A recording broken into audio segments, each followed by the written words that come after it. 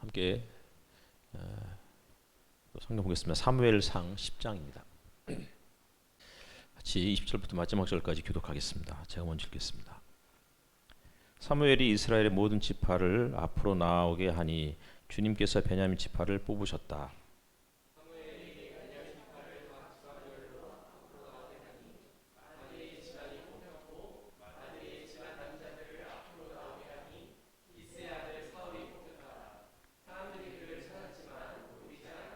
그래서 사람들이 다시 주님께 여쭈어보았다. 그 사람이 여기에 와 있습니까?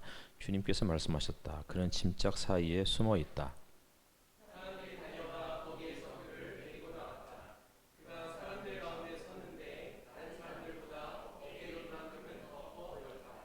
사무엘이 온 백성에게 말하였다. 주님께서 뽑으신 이 사람을 보아라. 온 백성 가운데 이만한 인물이 없다. 그러자 온 백성이 환호성을 지르며 임금님 만세하고 외쳤다.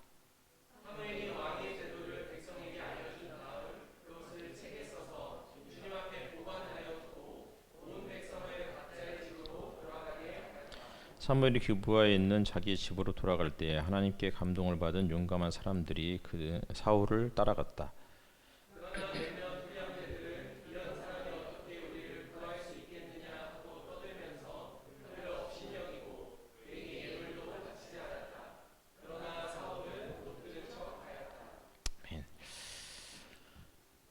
반갑습니다. 어떻게 한 주간 평안하셨어요?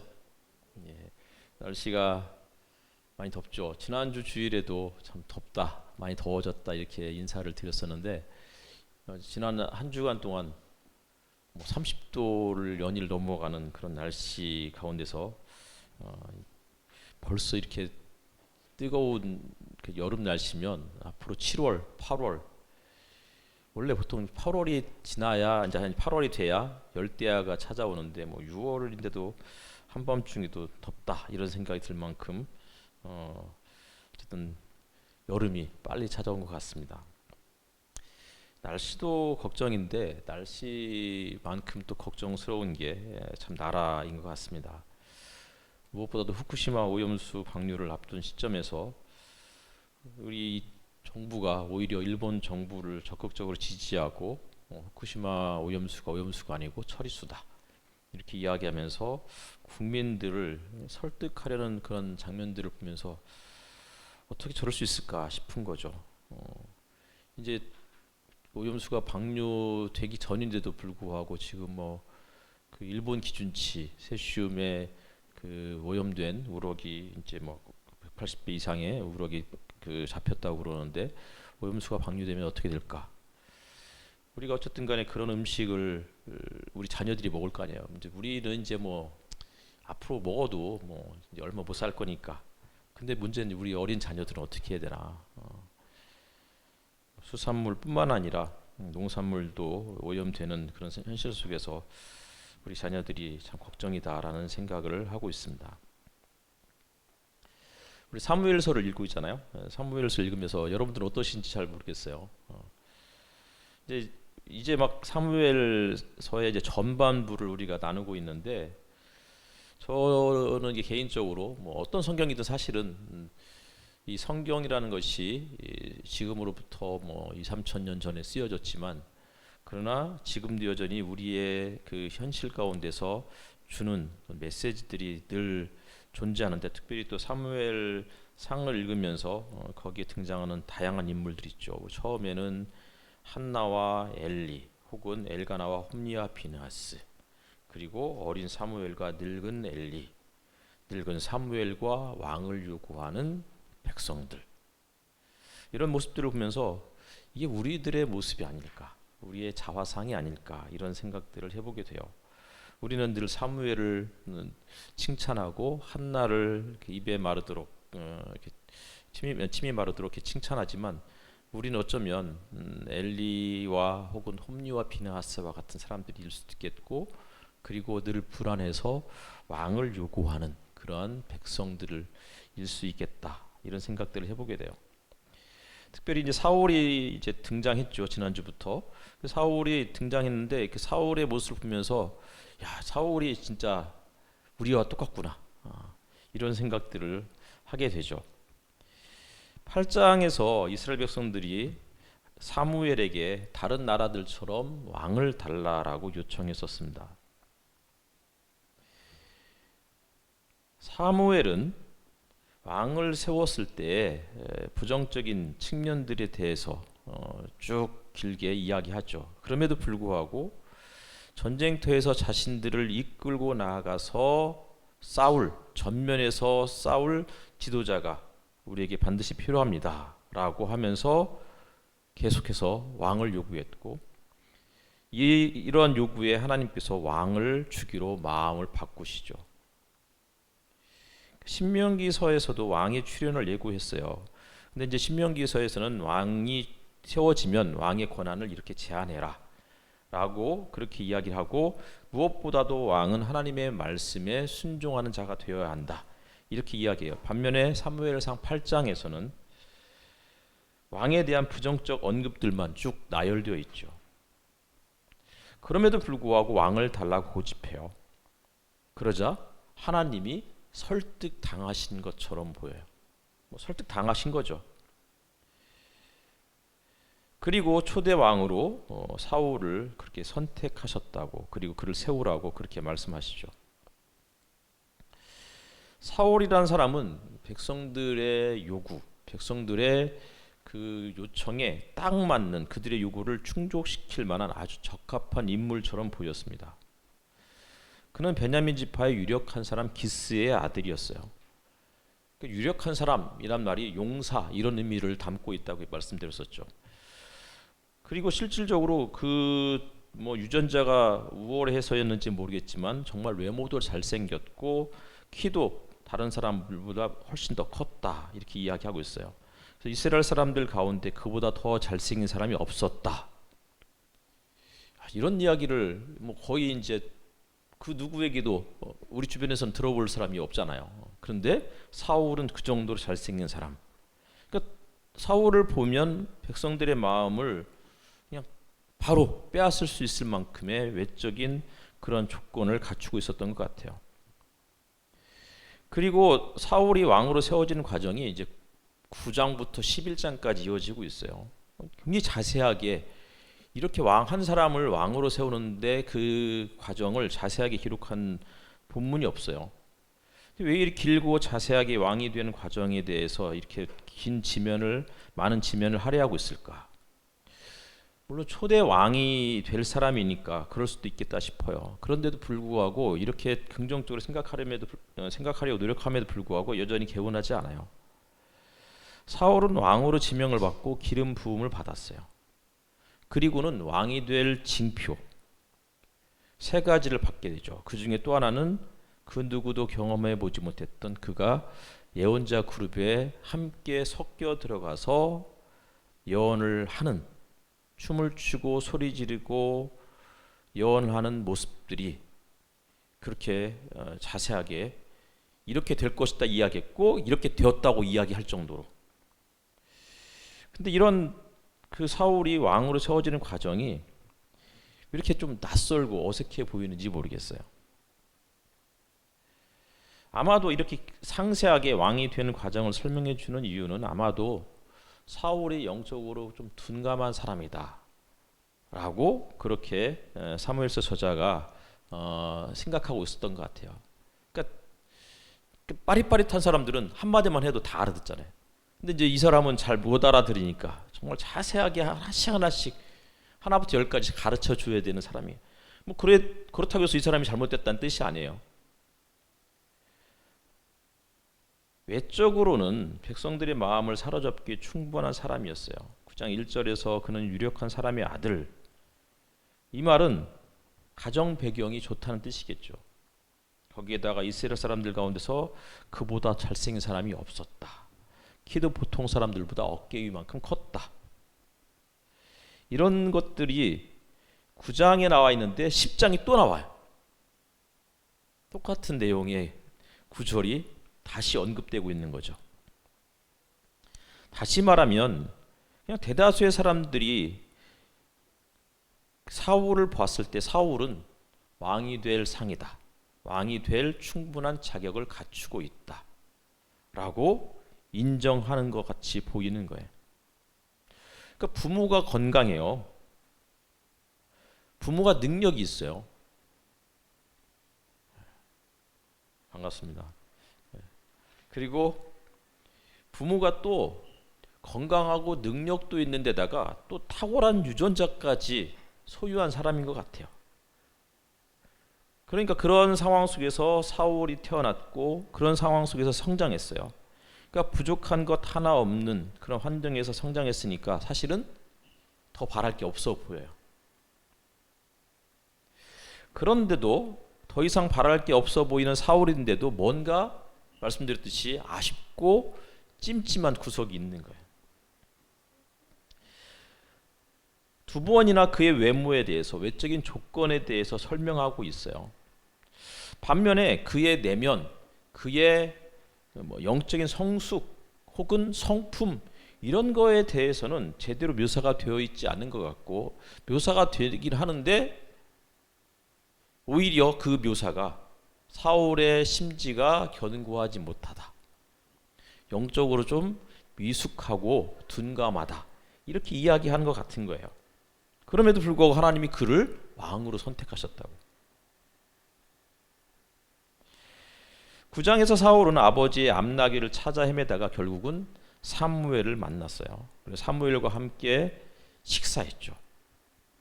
9장 마지막에 가면 그런 내용이 계속 이어지고 있는 거예요. 함께 식사했고 함께 성소에서 내려왔고 함께 잠을 잤다. 그리고 다음 날 아침에는 사무엘과 사울이 바깥으로 나가요. 그리고 성 끝에 이르렀을 때 사무엘이 사울에게 말하죠. 저 종을 앞에 먼저 보내십시오. 늘 사울은 사무엘을 만날 때까지 종과 함께 다녔어요. 근데 이 부분에서는 마치 사무엘이 사울과 종을 분리시키는 것처럼 그냥 그런 느낌이 좀 드는 거죠. 9장 27절을 보면은 그 종이 한참 앞서서 가니 사무엘이 다시 사울에게 내가 하나님의 말씀을 들려드리겠으니 잠깐 서 계십시오, 이렇게 이야기해요. 그러니까 종을 먼저 가게 해라. 한 번도 멀리 떨어진 적이 없었어요. 그런데 이번에는 종을 먼저 가게 했고 종이 한참 앞서서 가니 그때서야 비로소 사무엘이 사울에게 이야기하는 거죠. 그동안 사울은 종의 뒤를 따르는, 늘 종과 함께 다니는 그런 사람처럼 보였습니다. 그런데 이제 이 지점에 와서는 사울과 종이 분리된 것 같고, 그리고는 이 분리된 종의 그 자리에 사무엘이 들어서는 것처럼 그렇게 보여주고 있는 것 같아요. 이제 사울은 종의 이야기, 그보다 더 중요한 이야기가 사무엘로부터 들릴 것이고, 늘 사무엘과 함께 하나님의 말씀을, 하나님의 음성을 들어야 하는 그러한 왕의 자리로 그렇게 세워질 거예요. 그러니까 왕의 역할을 감당해야 될 때가 임하게 된 것이겠죠. 그리고 10장에 들어서 사무엘이 사울의 머리에 기름을 부었고 왕으로 세웠습니다. 그리고는 세 가지 징표를 말해주죠. 첫 번째 징표는 베냐민 지역 셀사에 이르면 라헬 무덤 근처에서 두 사람을 만날 것인데 이 사람들이 아버지가 잃어버렸던 암나귀를 찾았다, 이런 소식을 전해줄 거라는 내용이었어요. 근데 하필이면 공교롭게도 그 자리가 라헬의 무덤 근처였어요. 라헬은 요셉과 베냐민을 낳은 야곱이 더 사랑한 여자, 아니 어쩌면 유일하게 사랑한 여자였을 거예요.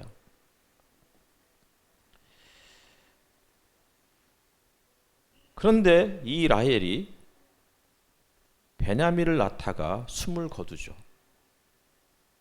그리고 그 라헬의 무덤 앞에서 베냐민 지파의 사울이 암나귀를 찾았다라는 두 사람의 그 소식을 그곳에서 접하게 될 것이다, 이런 이야기를 첫 번째 징표로 남겨주게 돼요.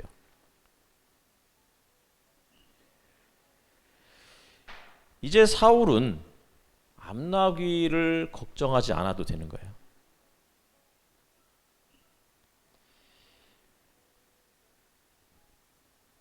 집안일이 걱정되죠. 그런데 이제는 사울은 한 집안의 가장이 아니고 한 나라의 왕으로 세움 받을 사람이에요. 따라서 집안일에 대해서 내팽개치고 소홀히 하라 그런 뜻이 아니고 이미 찾았으니까 이런 거 걱정하지 말고 이제 정말 걱정해야 할 일은 뭐냐면 더 큰 일, 나란 일. 어떻게 해서 이 나라를 세워갈 것인지, 어떻게 해야 블레셋으로부터 자기 백성을 구원할 것인지, 이것을 걱정하면서 살아가야 될 첫 번째 과제가 이 징표를 통해서 보여주고 있는 것 같아요. 우리는 다 예수 그리스도를 믿고 하나님의 백성이 되었어요. 다시 말하면 구원받은 자가 되었어요. 개인적으로 인격적으로 하나님을 만났고 그래서 하나님의 자녀가 되었다, 하나님 나라의 백성이 되었다. 그러니 우리가 하나님 앞에 정기적으로 예배하는 삶을 살겠다. 이게 그리스도인의 첫 번째 부르심이에요. 이걸 일반적으로 개인적 회심이라고 불러요. 하지만 이제 사울은 잃어버린 암나기를 걱정할 때가 아니고 나라를 구원할, 그리고 자기 백성을 어떻게 해서 다스려야 할지, 어떤 방식으로 다스려야 이 백성이 평안하게 살아갈지를 고민해야 하는 그런 시점에 이르게 되었어요. 이것이 사회적 회심이에요. 그리스도인이 되는 것은 개인적 회심, 예수 그리스도를 인격적으로 만나서 개인적으로 만나서 하나님의 자녀가 되었다고, 그리고 하나님 앞에 예배하는 삶을 살겠다. 이런 것이 어쩌면 개인적 회심일 수 있어요. 그런데 거기에 머물지 않고 그 다음은 뭐예요? 더 나아가서 이제 개인적인 고민, 걱정거리를 넘어서서 내 문제에 천착하고 거기에 얽매이지 않고 조금 더 큰 문제, 그것이 공동체로 부름받은 사람으로서 해야 할 그런 고민의 어떤 그런 지점일 것 같아요. 그게 교회의 문제든 사회의 문제든 이런 것까지도 관심을 갖게 되는 거예요. 그것이 사회적 회심의 길로 접어드는 거죠. 그러니까 그리스도인이 된다는 것은 개인적 회심을 지나서 거기서부터 출발해서 어느 순간에 사회적 회심까지 나아가게 돼요.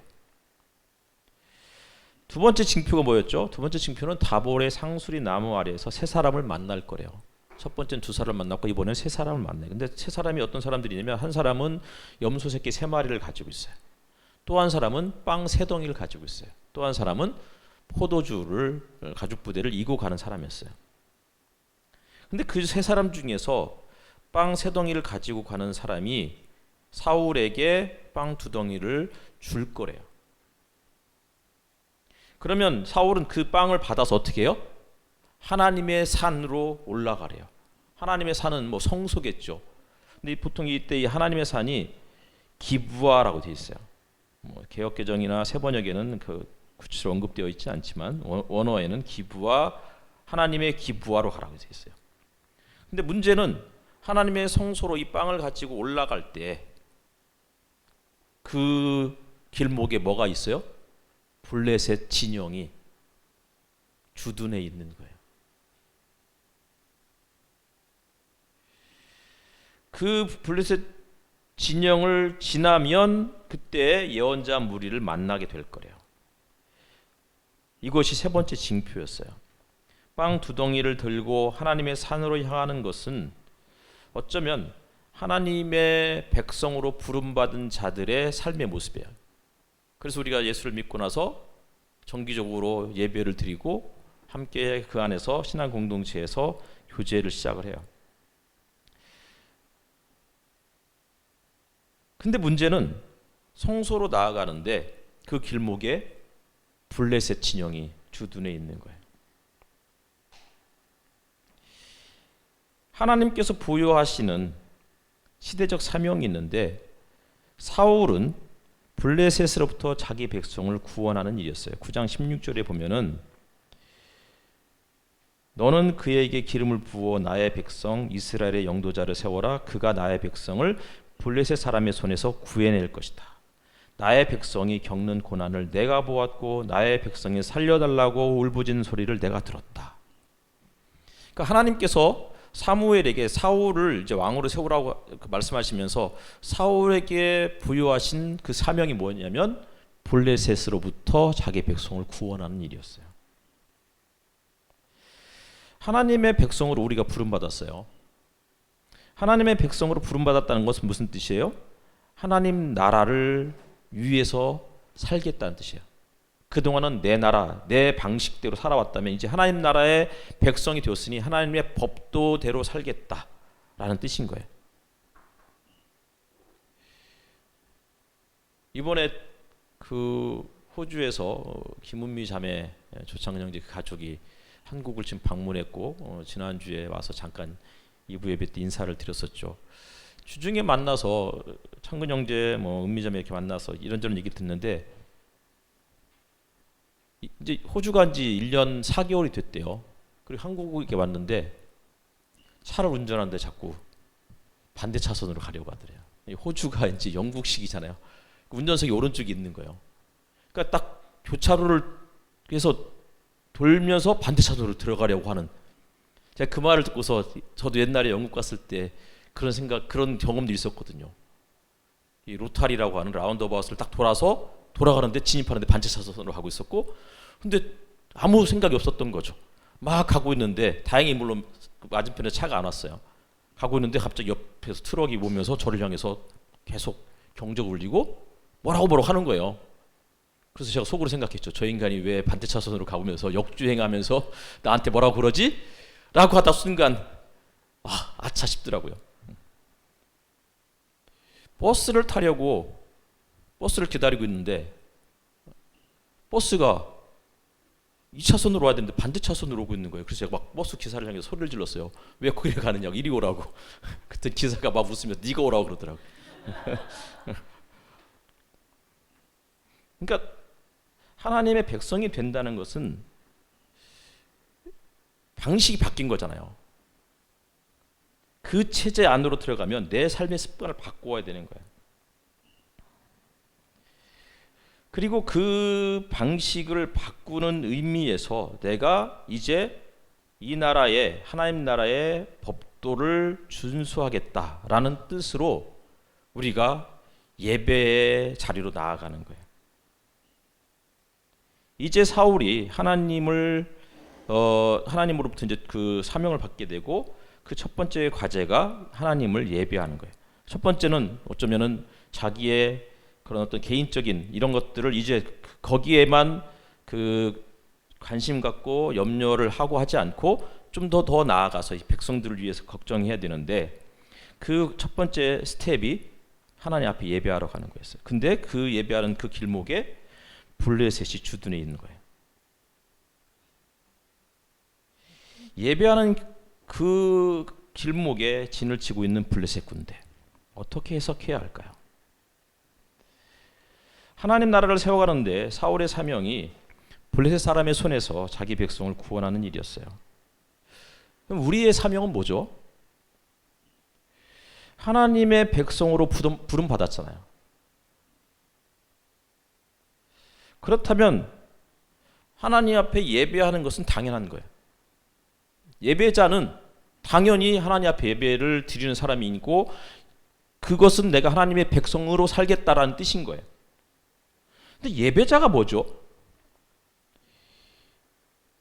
온전히 다른 거 신경 하나도 안 쓰고 그게 우리 집안일이든 그게 나랏일이든 이런 거 신경도 안 쓰고 오로지 하나님 앞에 예배한다는 뜻일까요?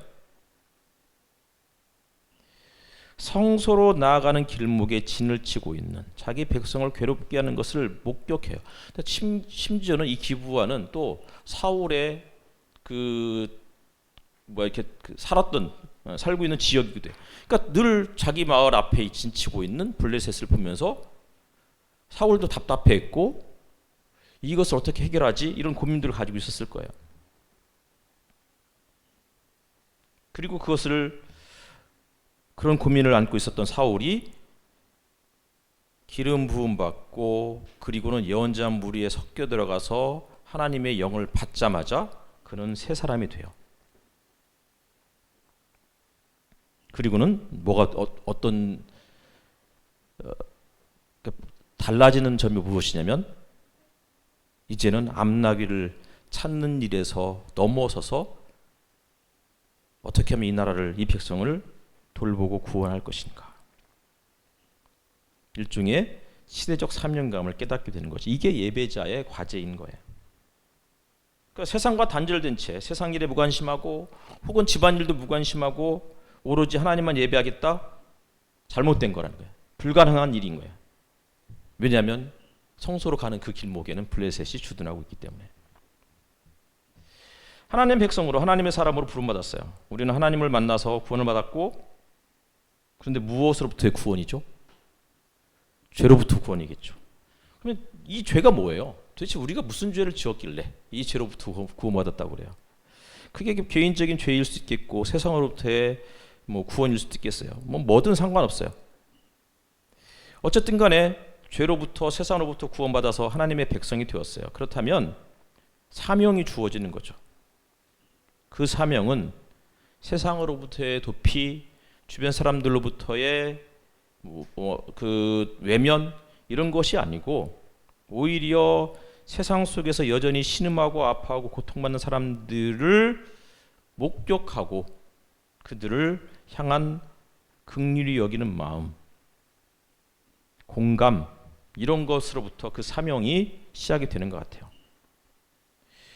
사울은 그런 부르심의 사명을 받은 사람이었습니다. 그는 능력을 겸비한 사람처럼 보였어요. 그런데 외적인 능력은 그런 조건들을 갖추었는지 모르겠지만 내면적인 부분들, 이런 것들이 부족했던 거죠. 그래서 그런 것들을 충족해야 되는 상황이 됐어요.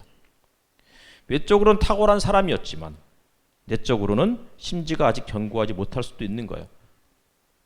그래서 세 번째 징표를 주시는 거죠. 다름 아니라 예언자 무리를 만나는 것이었습니다. 예언자 무리는 검은 고를 뜯고 소구치고 피리 불고 수금 뜯으면서 예배 처소에서 내려오는 사람들이었어요. 근데 사울이 그들을 만나게 될 것인데 그들을 만나면 하나님의 영이 사울에게도 임할 거래요. 근데 그냥 임하는 것이 아니고 세 번역에는 강하게, 혹은 개역개정에는 세차게 그에게 임할 거래요. 그러면 사울도 예언자들처럼 예언할 거래요. 그리고는 10장 6절에 그 순간 하나님의 영이 강하게 그에게 임하는 순간 전혀 딴 사람으로 변할 것이다. 이게 하나님이 함께 하시는 증거래요. 그러면 하나님이 인도하신 대로 따라하면 된다는 것이 사무엘이 사울에게 주는 그런 메시지였어요. 성령 받는 일, 이거는 하나님의 사명을 감당하는 데 있어서 필수적인 거예요. 그러니까 자기 의지만으로, 자기의 능력만으로 감당하기 어려운 일들이 많이 있어요. 외적으로 부족한 것이 없어 보이는 사울이라 할지라도 내적으로 심지가 견고하지 못하거나 혹은 영적으로 조금 우둔한 편이어서 더더군다나 하나님의 영을 더 강력한 영을 받을 필요가 있는 거죠. 그래서 하나님께서 그 조건을 충족시켜 주시는 거예요. 예언자 무리를 만나서 그들처럼 예언을 해요. 근데 예언자가 누구예요? 그냥 갑자기 막 예언자들은 성령을 받으면 소리 지르고 춤을 추고, 그게 예언자의 역할인가요? 성경에서 예언자는 하나님의 영으로 감동을 받은 사람들인 거예요. 그래서 평소에는 말할 수 없는 그런 상황에서 하나님의 영을 받으면 감동을 받아서 세상에 나가서 권력자들 앞에서 혹은 적군 앞에서 당당하게 맞설 수 있는 용기를 가진 사람들이 예언자인 거예요. 그러니까 성령을 받았다는 것은 그런 의미인 거예요. 갑자기 막 몰아적인 그런 엑스터시, 이런 식의 상황에 들어가서 거기에서 막 그냥 횡설수설하고, 이거는 그냥 마약을, 이렇게 얘기하면 안 되겠지만 어쨌든 그거하고 크게 다르지 않는 거잖아요. 예언자와 마약을 받는 것은 마약을 받아서 먹는 건지 하여튼 주사를 맞는 건지 잘 모르겠지만 그건 다른 거잖아요. 성령 충만을 받아라. 이 말씀 기억하시죠? 이게 에베소서에 있는 말씀이에요. 근데 앞에 뭐가 돼 있어요? 술 취하지 말고. 술 취한다는 것은 생기지 않은, 평소에는 생기지 않은 용기를 가질 때 필요한 부분이기도 해요.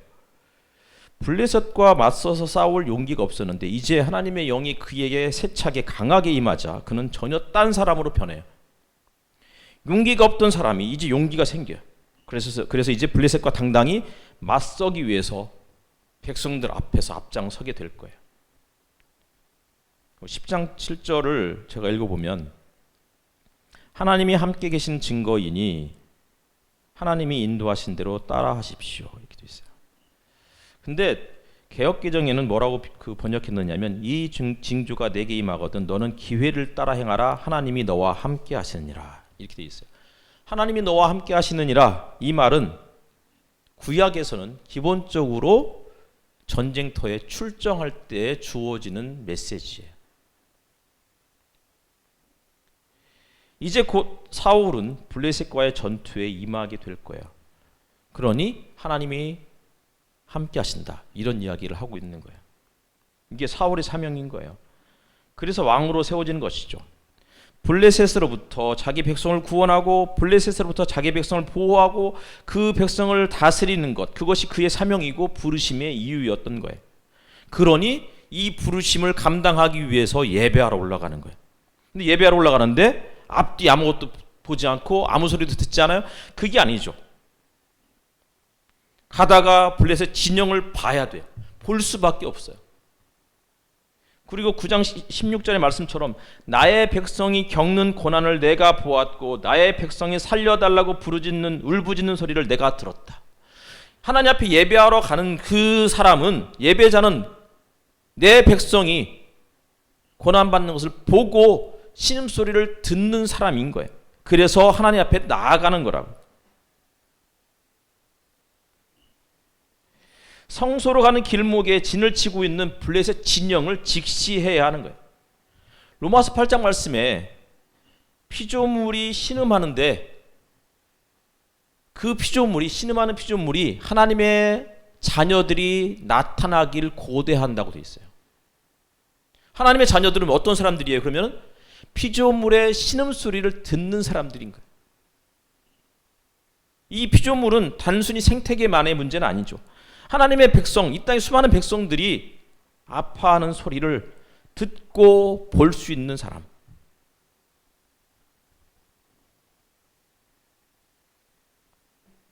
하나님이 함께 하신 증거를 3가지나 받게 된 사울이 이제 하나님이 인도하신 대로 따라가면 돼요.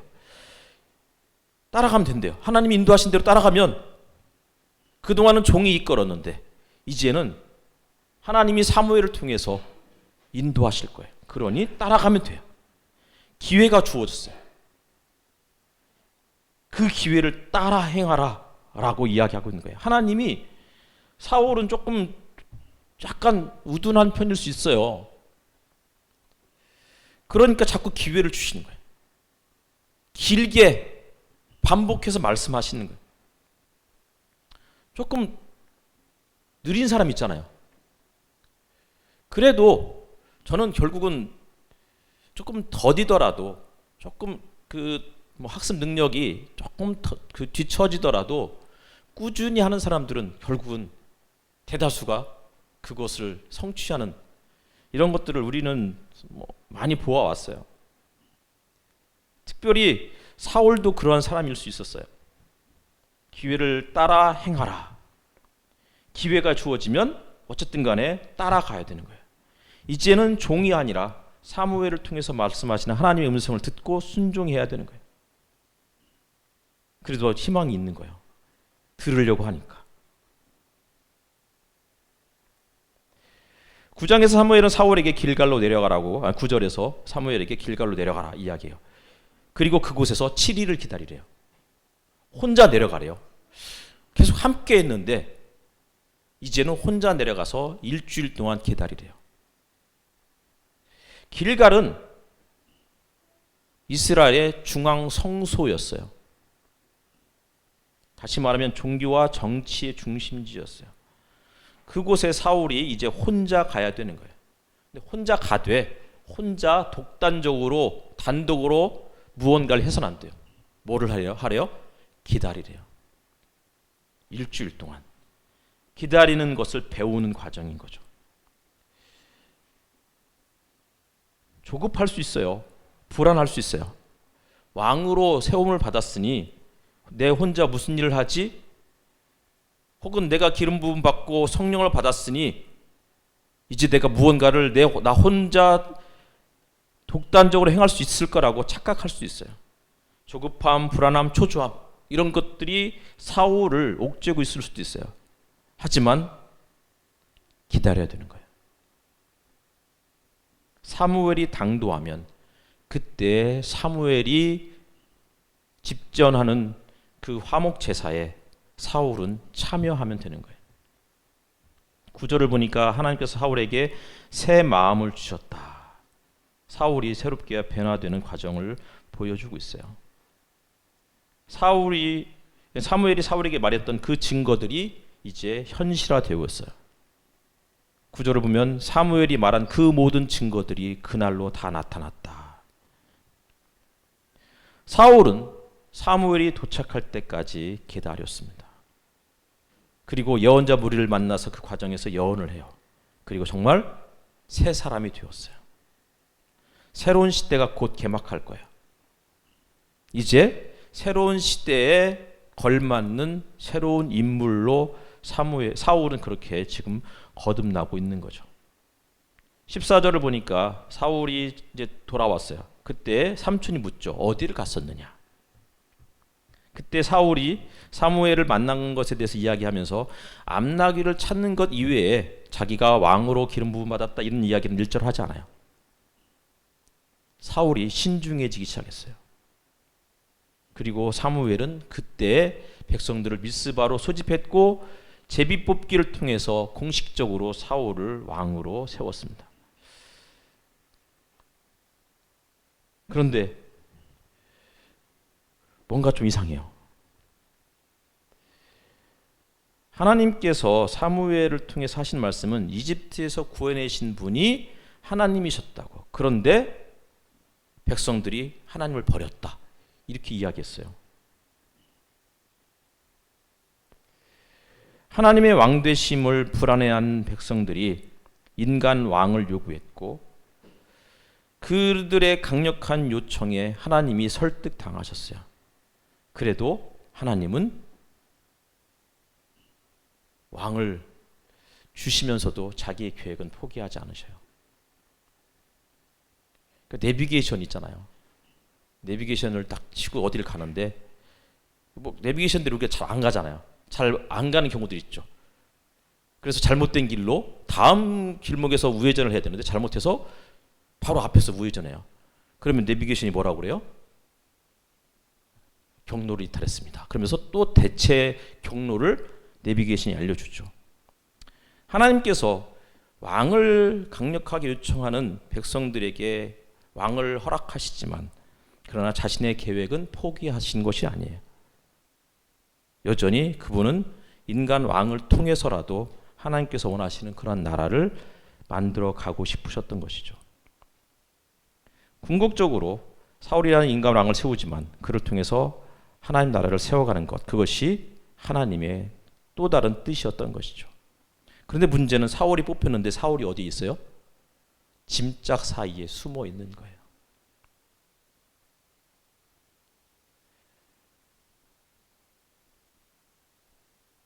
신중하다 못해서 소심한 이 사울을 하나님께서 왕으로 첫 번째는 기름을 붓고 두 번째는 제비를 뽑아서 이렇게 해서 사람들 앞에 왕으로 세워가는 과정들이 소상하게 이야기해주고 있어요. 결국 사울은 기부하로 돌아가요. 그리고 그때 하나님께 감동받은 용감한 사람들이 사울을 따라가요.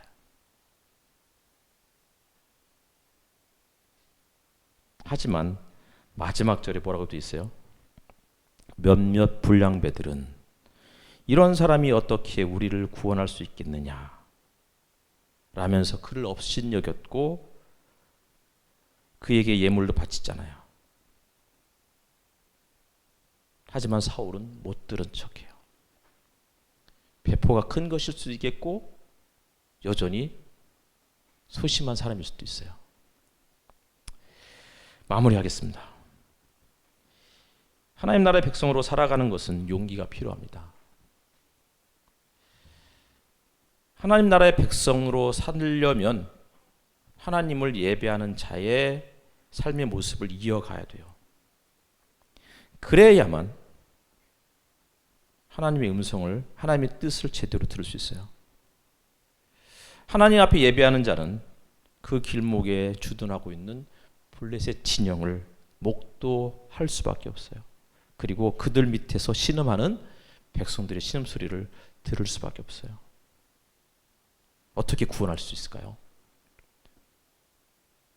궁극적으로 예수께서는 세상을 구원하기 위해서 기꺼이 자기 목숨을 내어놓으셨어요. 어떻게 이 일이 가능했을까요?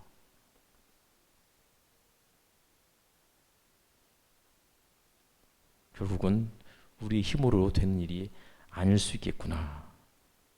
하나님의 영이 우리에게 강하게 임하셔야 되겠구나. 이런 생각들을 해보는 요즘입니다. 오늘 목회 서신에 제가 아브라함 헤쉘의 누가 사람이냐라는 그 책에 나오는 한 구절을 인용했어요. 인간은 영어로 휴먼 빙이잖아요. 인간은 다른 사람들과 함께 관계를 맺고 교제함으로 인간이 될 수 있대요. 그때 그는 인간이라는 이 영어를 휴먼 빙이라고 이렇게 표현했고 인간이 된다는 것을 빙 휴먼이라고 했어요. 함께 이 안에서 관계를 맺어가면서 그리스도인이 되어가는 하나님 나라의 백성이 되어가는 저와 여러분 되었으면 좋겠습니다. 기도하겠습니다.